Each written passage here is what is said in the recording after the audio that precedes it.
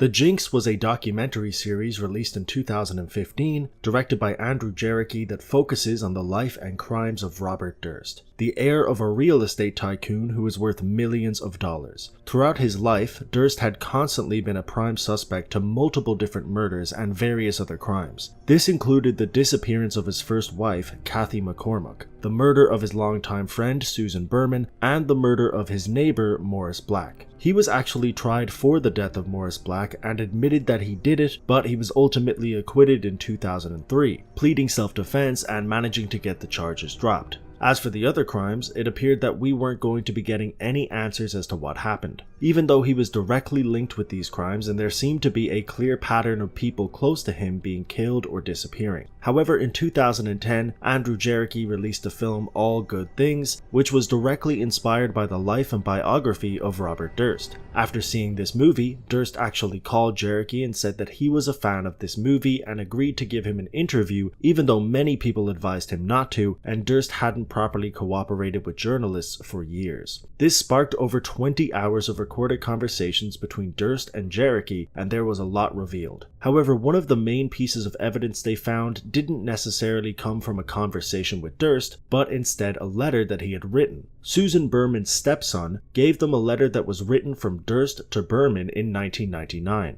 A year later, after Berman was murdered, somebody sent an anonymous letter to the Beverly Hills police station to alert them of Berman's murder. Not only was the writing in these letters very similar, but both letters had misspelt the word Beverly, using 3 E's instead of 2. A forensic document expert actually claimed that this had to have been written by the same person, and at this point, Deburke attempted to get another interview with Durst, and initially he was evasive, but eventually he agreed, and during the interview, he was confronted about these letters. He denied that these letters were both written by him, but after the interview he went to the bathroom and forgot that his microphone was still recording. This is what the microphone picked up.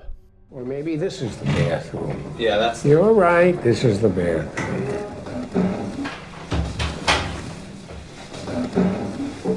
There it is. You're caught.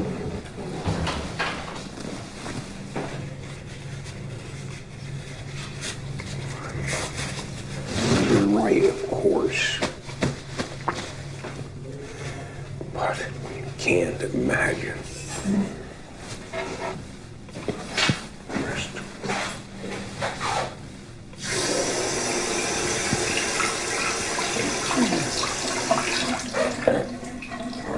What's in the house?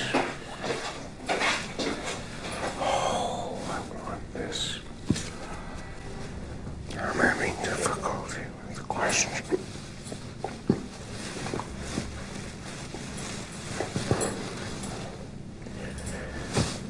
What the hell did I do?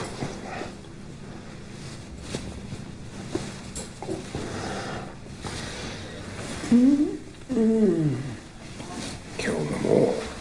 Of course.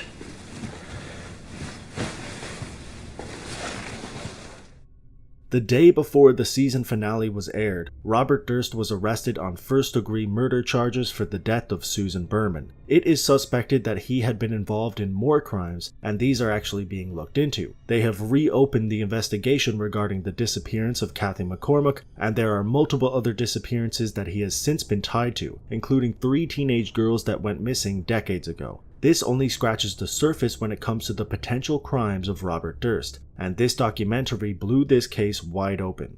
This documentary also proved how vindictive Durst truly was. Not only did Durst kill Susan Berman in a brutal way, but he actually wrote the police a letter telling them about the crime, almost as if he was playing a game with them. Many experts have claimed that Durst shares many characteristics with serial killers, and it is very probable that he was one. When you look at the amount of crimes he's been linked to and the things he managed to get away with for so long, it seems that Robert Durst has so many skeletons in his closet that we'll potentially never see.